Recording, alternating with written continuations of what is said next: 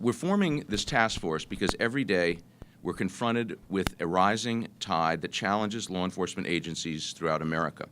Around the Northeast and across the country, our communities are plagued with a flood of cheap, powerful heroin that is placing our communities at risk and threatening lives. I'd like to introduce someone who really reflects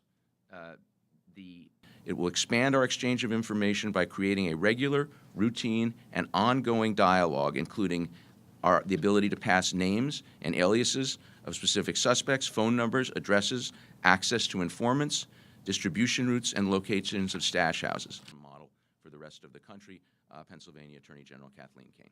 In the last 2 years, over 98% of the large-scale heroin trafficking cases prosecuted by my office have involved heroin flowing between New York and either Pennsylvania, Massachusetts, or New Jersey. The increased sophistication and scope of the heroin distribution networks we're confronting mean that sharing information informally is no longer good enough. We can no longer allow defendants to use state lines as a shield from law enforcement. A part of this, it is very important to focus on Heroin is everywhere, and it's cheap. A bag of heroin can be 1/10 the cost of a single opioid painkiller.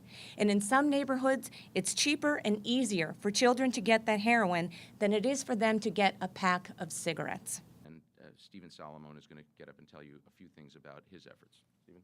New York City and Philadelphia are the largest hubs for heroin trafficking in the eastern United States.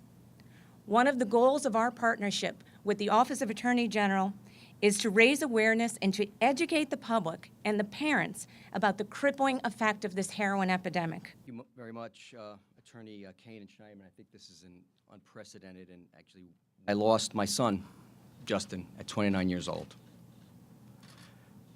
As a result of his death from his second heroin overdose, we teamed up with another couple, the Christiansons, Lou and Carol, who lost their son at the age of 30. And we formed a group called Drug Crisis in Our Backyard. Pennsylvania. I'm very pleased to join the state of New York, Attorney General Schneiderman and his great team. And I am encouraged today to see that elected officials and our government and our administration is starting to take some action. This is no longer a drug that has barriers that are defined by class or race or